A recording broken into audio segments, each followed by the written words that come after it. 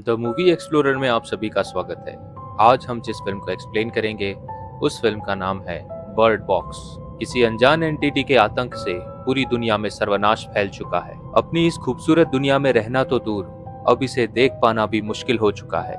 जिंदा रहने का बस एक ही रास्ता है कि अपनी आंखें जब तक जिंदा हो बंद रखो, और जो भी ये नहीं कर पाता है और गलती से भी अपनी आंखें खोल लेता है वो उसकी जिंदगी की आखिरी गलती होती है। इस सर्वनाश के 5 साल बीत चुके हैं और इस फिल्म की मुख्य किरदार मैलोरी हेस अपने 2 छोटे बच्चों के साथ शहर से दूर किसी नदी किनारे पर अब तक जिंदा रहने में कामयाब रही है। और इतने सालों बाद मैलोरी हेस को अपने रेडियो पर एक संदेश मिला है। संदेश में एक सुरक्षित जगह का पता है, लेकिन वहां पहुंचने का सबसे तेज रास्ता नदी से होकर गुजरता है। और ऐसे सफर में बच्चों का साथ होना इस सफर को और भी ज्यादा मुश्किल बनाएगा। लेकिन मैलोरी के पास कोई और रास्ता भी नहीं है। जिसके बाद मैलोरी अपने बच्चों को सख्त लहजे में समझाती है कि चाहे कुछ भी हो जाए वो अपनी आंखों की पट्टी नहीं निकालेंगे और पूरे सफर के दौरान वो एक दूसरे से बिल्कुल भी बात नहीं करेंगे। इसके बाद कुछ जरूरी सामान और अपने पालतू बर्ड्स को एक बॉक्स में भरकर मैलोरी अपने दोनों बच्चों को लिए नाव में बैठकर नदी के रास्ते अपने सफर पर निकल जाती है।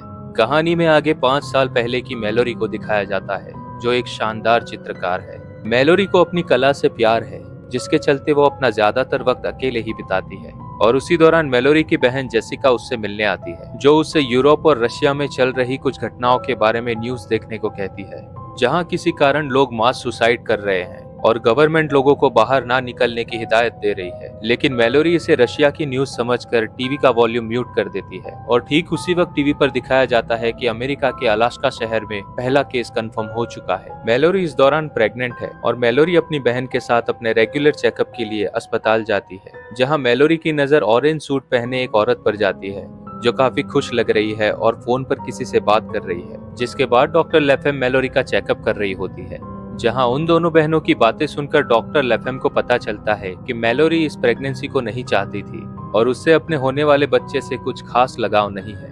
जिसके बाद डॉक्टर लेफेम उसे अपने बच्चे को प्रेगनेंसी के बाद किसी को गोद दे देने की सलाह देती है। इसके बाद जब मैलोरी अस्पताल से जा ही रही होती है, तभी वो देखती है कि उस ऑरेंज सूट वाली औरत ने कांच वाली खिड़की पर खुद का सिर पीटकर खुद को घायल कर लिया है। जिसे देखते ही मैलोरी समझ जाती है कि उसने जो टीवी पर रशिया में होते हुए देखा था वो यहाँ भी शुरू हो चुका है। मैलोरी जल्दी से जाकर अपनी बहन को इसके बारे में बताती है, लेकिन तभी वहाँ पर और भी इंसिडेंट्स होने शुरू हो जाते हैं। इसके बाद जब वो दोनों बहनें अपनी कार से घर की तरफ रवाना हो रही होती है, तभी रास्ते में और भी अफरा तफरी मच जाती है और मैलोरी अपनी बहन से कार तेज भगाने को कहती है। तभी जेसिका के फोन की रिंग बजती है, जो कार की पिछली सीट पर रखा हुआ है। मैलोरी जब वो फोन लेने के लिए पीछे की सीट की तरफ मुड़ती है, तभी जेसिका को कार की सामने की तरफ कुछ दिखता है, लेकिन मैलोरी उसे देख नहीं पाती है और जेसिका उसे देखते ही खुद से काबू खो देती है और अचानक से गाड़ी बहुत ही तेज भगाने लगती है, जिससे उनका एक्सीडेंट हो जाता है और उनकी कार पलट जाती है। उस एक्सीडेंट से तो दोनों बहनें बच जाती है, लेकिन मैलोरी कुछ समझ पाती उससे पहले ही जेसिका कार से बाहर निकलकर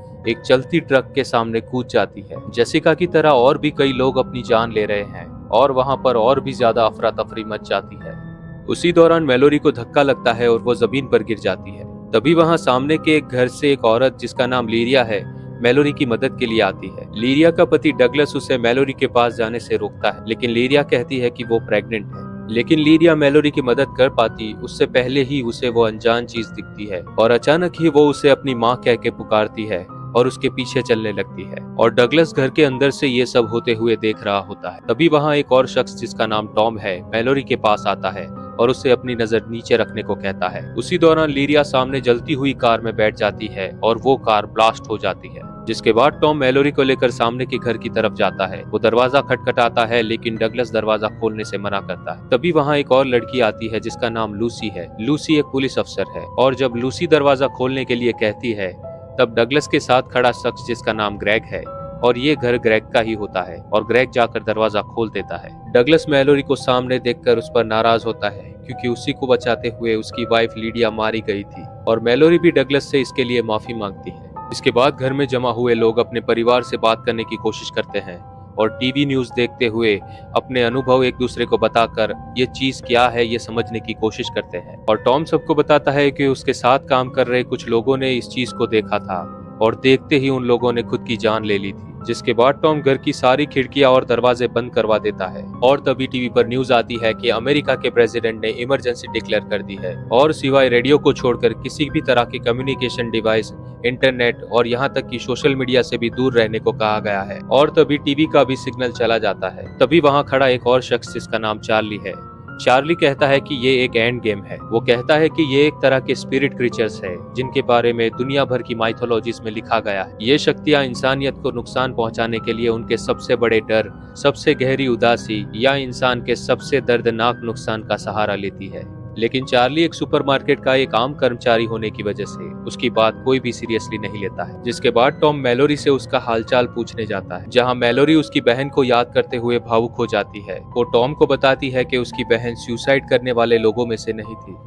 इसके बाद मैलोरी लिडिया का जिक्र करते हुए बताती है कि उसने अपनी जान लेने से पहले उसने अपनी माँ को देखा था। तभी डगलस दूर से उन दोनों की बातें सुन रहा होता है।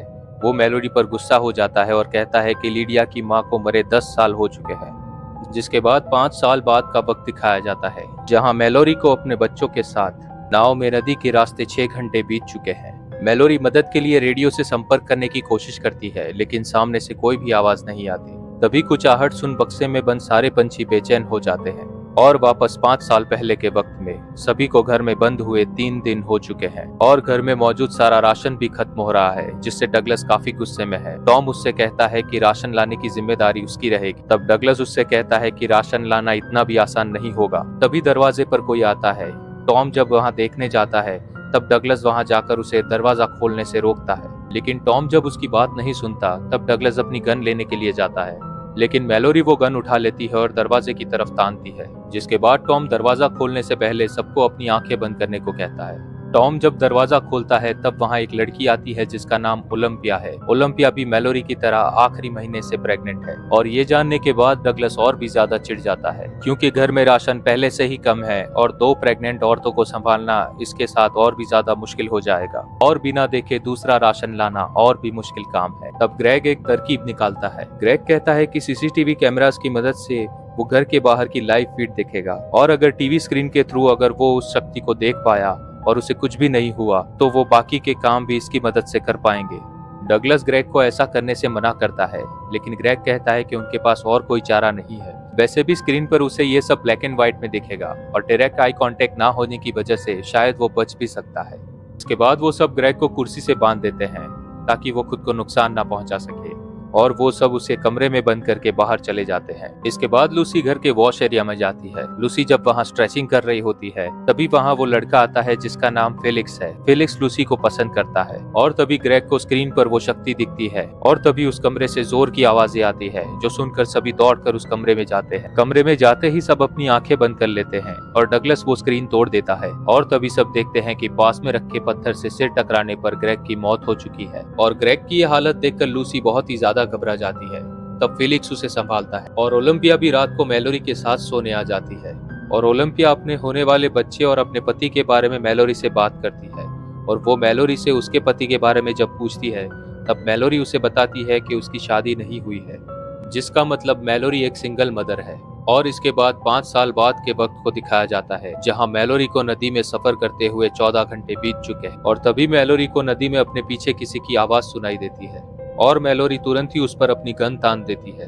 तभी वो शख्स मैलोरी से उसकी गन छीन लेता है और उसकी आंखों की पट्टी निकालने की कोशिश करता है, लेकिन वो ऐसा कर पाता उससे पहले ही मैलोरी नाव में रखे हुए एक बड़े से चाकू से उस पर वार करती, जिससे वो शख्स मारा जाता है और मैलोरी अपने बच्चों को लेकर आगे बढ़ जाती है। जिसके बाद फिर से 5 साल पहले का वक्त दिखाया जाता है, जहां सब घर में एक बार फिर से इकट्ठा हुए हैं क्योंकि राशन पूरी तरह से खत्म हो चुका है। तब चार्ली बताता है कि वो जिस सुपरमार्केट में काम करता था वो इस घर से काफी नजदीक है और उसने वहां से निकलने से पहले उस जगह को ठीक से लॉक भी किया था। जिसके बाद वहां जाने के लिए वो लोग एक टीम बनाते हैं और कार की खिड़कियों को कागज और पेंट की मदद से ढक देते हैं और रास्ता ढूंढने के लिए वो लोग जीपीएस का इस्तेमाल करते हैं, जहां रास्ते में आई हुई सारी लाशों को कुचलते हुए वो लोग आगे बढ़ते हैं और तभी कार के सेंसर सिग्नल देते हैं कि उनकी आगे की तरफ कोई है। उसके तुरंत बाद ही सेंसर सिग्नल देते हैं कि उनकी गाड़ी को चारों तरफ से किसी ने घेर लिया है और एक परछाई भी उनकी गाड़ी के ऊपर मंडराती हुई नजर आती है, जिससे वो सब बहुत ही ज्यादा घबरा जाते हैं। लेकिन टॉम हिम्मत से काम लेता है और जीपीएस सिग्नल फॉलो करते हुए गाड़ी तेज भगाता है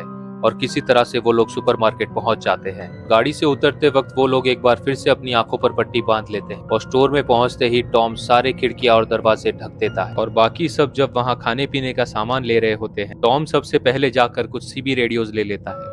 जिसके बाद टॉम मैलोरी को उसके होने वाले बच्चे के लिए डायपर्स ला कर देता है। दरअसल टॉम मैलोरी को अब पसंद करने लगा है। जिसके बाद मैलोरी वहां से कुछ बर्ड्स ले लेती है और तभी डगलस सबको इकट्ठा करके कहता है कि उन्हें वापस जाने की जरूरत नहीं है, लेकिन मैलोरी और बाकी के सब लोग उसकी बात नहीं मानते हैं। और तभी स्टोर के पिछले दरवाजे पर कोई आता है। चार्ली कहता है कि वो उसे जानता है, वो चार्ली के साथ ही स्टोर में काम करता था, लेकिन उसे देखते ही पिंजरे में बंद सारे पंछी डर के मारे फड़फड़ाने लगते हैं। पंछियों को देख मैलोरी समझ जाती है और सबको बताती है कि यहाँ पर कुछ गड़बड़ है और तभी वो शख्स जबरन अंदर आने की कोशिश करता है। और जब चार्ली को लगता है कि वो सब उसे अंदर आने से रोक नहीं पाएंगे, तब चार्ली उन सबको बचाने के लिए उसे धक्का देकर वो भी स्टोर के बाहर चला जाता है। दरअसल ये शख्स उन इंसानी कम्युनिटी का हिस्सा है जो इस अनजान शक्ति के काबू में है और इनका काम है बचे हुए लोगों को ढूंढना और इस अनजान शक्ति के हवाले करना।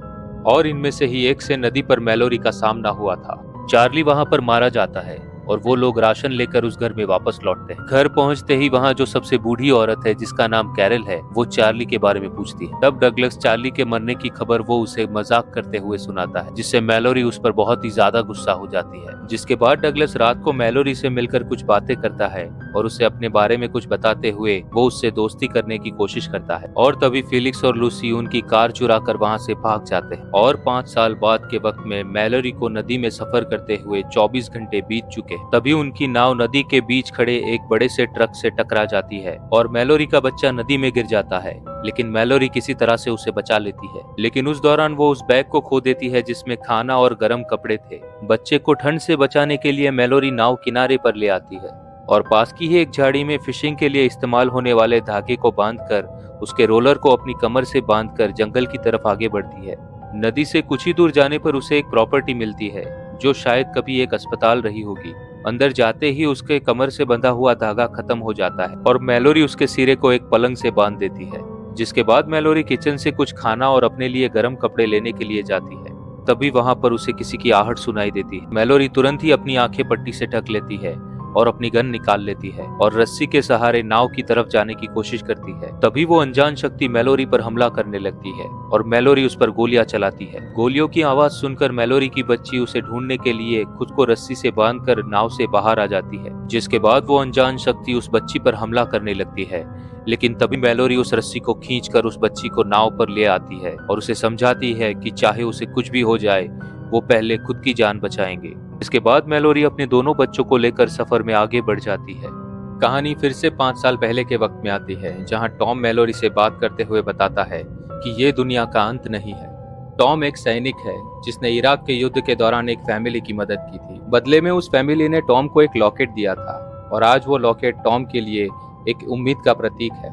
टॉम की ऐसी बातें सुनकर मैलोरी भी अब उसे पसंद करने लगी है। इसके बाद जब मैलोरी रेडियो से दूसरों से संपर्क करने की कोशिश कर रही होती है, उसी वक्त ओलंपिया बिना किसी को बताए एक बंदे को घर में आने देती है। और जब सभी उस नए बंदे से पूछताछ करते हैं, तब वो बंदा अपना नाम गैरी बताता है। गैरी उन सबको इंसानों की उस कम्युनिटी के बारे में बताता है जो उन शक्तियों के वश में है। गैरी कहता है कि वो उनसे बड़ी मुश्किल से बच पाया है और वो उन सब से खुद की जान बचाने की भीख मांगता है, लेकिन डगलस उस पर बिल्कुल भी भरोसा नहीं करता है और वो उसे तुरंत ही बाहर जाने को कहता है। तभी कैरल डगलस के पीछे से आकर उसके सिर पर वार करके उसे बेहोश कर देती है और टॉम डगलस को गैराज में बंद कर देता है। जिसके बाद ओलंपिया मैलोरी से कहती है कि वो बस गैरी की मदद करना चाहती थी। ओलंपिया मैलोरी से कहती है कि वो काफी सॉफ्ट है और ऐसी खतरनाक सिचुएशंस में वो शायद बच ना पाए। अगर ऐसा कुछ होता है तो वो मैलोरी को अपने बच्चे को पालने के लिए कहती है और ओलंपिया की ज्यादा जिद करने पर मैलोरी उससे इस बात का प्रॉमिस करती है। जिसके बाद मैलोरी ओलंपिया को उसके बेबी शावर गिफ्ट के तौर पे एक छोटा सा सॉफ्ट टॉय गिफ्ट करती है। और 5 साल बाद के वक्त में मैलोरी को नदी के सफर में 38 घंटे बीत चुके हैं और उस छोटी बच्ची के हाथ में वो सॉफ्ट टॉय होता है। और तभी मैलोरी बच्चों को आगे के सफर के बारे में बताते हुए कहती है कि नदी का आगे का रास्ता काफी उबड़ खाबड़ है, इसलिए उनमें से किसी एक को देखना पड़ेगा। लड़का कहता है कि आगे का रास्ता वो देखेगा, लेकिन मैलोरी उसे मना करती है और कहती है कि वक्त आने पर वही बताएगी कि आखिर देखेगा कौन। और 5 साल पहले के वक्त में जब मैलोरी रेडियो से संपर्क करने की कोशिश कर रही होती है, तभी ओलंपिया को लेबर पेन शुरू हो जाता है। कैरल ओलंपिया को ऊपर के रूम में ले जाती है और पानी और सब सामान मंगवाती है। और मैलोरी जब उसकी मदद करने जाती है तब उसका भी लेबर पेन शुरू हो जाता है और टॉम उसे भी ऊपर के कमरे में ले जाता है। डगलस ये सब गराज से होते हुए देख रहा होता है। तभी ग्रेग अपने बैग से कुछ अजीब से स्केच निकालता है जो देखने में किसी एलियन या अनजान क्रीचर जैसे दिखते हैं। और तभी ऊपर के कमरे में मैलोरी एक लड़के को और ओलंपिया एक लड़की को जन्म देती है। इसके बाद ग्रेग कुछ अजीब सा बिहेव करने लगता है और वो पंछियों का पिंजरा जाकर फ्रीजर में रख देता है और घर की खिड़कियां और दरवाजे खोल देता है। और तभी टॉम नीचे आता है। तब डगलस उसे बताता है कि उसने पंछियों को फ्रीजर में रखा है। तभी टॉम की नजर उन स्केचेस पर पड़ती है और जब टॉम उन पंछियों को फ्रीजर से बाहर निकालता है तब डगलस उसे बंदूक लेने के लिए कहता है, लेकिन तभी ग्रेग टॉम को पीछे से वार करके बेहोश कर देता है। जिसके बाद ग्रेग डगलस के पास जाता है और उसे मारने के लिए वो गराज का पीछे का दरवाजा खोल देता है। जिसके बाद ग्रेग ऊपर के कमरे में जाता है और वहां भी खिड़कियों के सारे कवर हटा देता है और ओलंपिया उसका पहला शिकार बन जाती है। इससे पहले कि ओलंपिया अपनी बच्ची को कोई नुकसान पहुंचा पाती, मैलोरी उससे उसकी बच्ची ले लेती है, जिसके तुरंत बाद ही ओलंपिया खिड़की से कूद जाती है और मारी जाती है। जिसके बाद ग्रेग जबरन कैरल की आंखें खुलवाता है और उस शक्ति को देखते ही कैरल कैंची से अपनी गर्दन पर वार करती है और खुद को मार देती है। जिसके बाद ग्रेग मैलोरी से बच्चों को मांगता है, लेकिन तभी वहां पर गन लेकर डगलस आ जाता है, लेकिन आंखें बंद होने की वजह से डगलस उस पर वार नहीं कर पाता। लेकिन जब ग्रेग डगलस के काफी करीब चला जाता है तब डगलस गोली चलाता है जो ग्रेग के कंधे में लगती है और वो घायल हो जाता है। इससे पहले कि डगलस दूसरी गोली चला पाता, उससे पहले ही ग्रेग उसे लेकर पहली मंजिल से कूद जाता है और कैंची से हमला करके डगलस को जान से मार देता है। लेकिन तभी टॉम होश में आ जाता है और वो ग्रेग को मारकर मैलोरी और बच्चों को बचा लेता है। सिवाय मैलोरी और टॉम के घर में मौजूद सभी लोग मारे जा चुके हैं। इस हादसे को अब 5 साल बीत चुके हैं और मैलोरी बच्चों को बिना देखे सरवाइव करने की ट्रेनिंग दे रही है। वो रोज दूसरे सर्वाइवल से कांटेक्ट करने की कोशिश करते हैं। इसके अलावा खाना और जरूरी सामान के लिए थोड़ी बहुत खेती और आसपास के घरों से सामान ढूंढ लाते हैं, लेकिन ये काम उन्हें बड़ी खामोशी से करने पड़ते हैं क्योंकि वो इंसानी कम्युनिटी जो उन शक्तियों के लिए काम करती है वो उन्हें हर वक्त ढूंढती रहती है। मैलोरी और टॉम अब एक कपल है और वो उन दोनों बच्चों को उनके माँ बाप की तरह पालते हैं। तभी उन्हें रेडियो पर वो संदेश मिलता है जो उन्हें सेफ प्लेस जाने के लिए नदी का रास्ता अपनाने को कहता है। लेकिन सफर के बीच ही नदी में एक पथरीला मोड़ आएगा जिसके लिए उन्हें अपनी आंखों की पट्टी हटानी पड़ेगी। टॉम पूछता है कि वहां पहुंचने के बाद वो उन्हें ढूंढेंगे कैसे। जवाब मिलता है कि वहां पंछियों की आवाज गूंज रही होगी और उन्हें उन पंछियों की आवाज का पीछा करना होगा। जहाँ टॉम को इस संदेश पर पूरा भरोसा होता है, लेकिन मैलोरी इस संदेश पर भरोसा नहीं कर पाती। जिसके बाद टॉम एक रात को सोने से पहले बच्चों को अपने बचपन की कुछ कहानियां सुनाता है जिसमें वो दूसरे बच्चों के साथ खेला करता था। लेकिन इन बच्चों के बचपन में ऐसी कोई भी बात नहीं है और ये बातें उन बच्चों के मन में काफी जिज्ञासा पैदा करती है। कभी दुनिया में उनके जैसे भी और भी बच्चे हुआ करते थे। और तभी मैलोरी वहां पर आती है और बच्चों को सोने के लिए कहती है और तभी पहली बार मैलोरी अपने बच्चों का नाम पुकारती है, जहां वो लड़के को बॉय और लड़की को गर्ल कह के बुलाती है। जिसके बाद मैलोरी टॉम पर उन बच्चों को अपने बचपन की कहानी सुनाने की वजह से नाराज होती है क्योंकि ना ही ये बच्चे किसी और बच्चों से कभी मिल पाएंगे, ना ही कभी दोस्त बना पाएंगे और ना ही उनका बचपन कभी आम हो पाएगा। लेकिन टॉम एक आशावादी इंसान होता है। उसका मानना है कि दुनिया में कभी ना कभी हर मुश्किल का अंत आता है और वो बच्चों को जिंदगी से एक उम्मीद बांधना सिखा रहा था क्योंकि सिर्फ जिंदा रहना और जिंदगी जीना दोनों में काफी फर्क होता है। मैलोरी टॉम से कहती है कि बच्चे उसकी बात सुनकर अपनी जान गंवा सकते हैं। टॉम मैलोरी से कहता है कि मरना तो एक दिन सभी को है, लेकिन जब तक वो जिंदा है एक परिवार की तरह रह सकते हैं। वो अपने बच्चों को कोई नाम देकर खुद से जोड़ सकती है और उन बच्चों को भी खुद को माँ कहने का हक दे सकती है। मैलोरी टॉम से कहती है कि ये फैसला उसने बच्चों को ध्यान में रखते हुए ही लिया था, लेकिन कुछ वक्त बाद मैलोरी को एहसास होता है कि टॉम सही कह रहा था और अगले दिन वो दोनों बच्चों को लेकर नदी के सफर जाने के लिए निकलते हैं, जहाँ रास्ते में वो एक घर में रुकते हैं।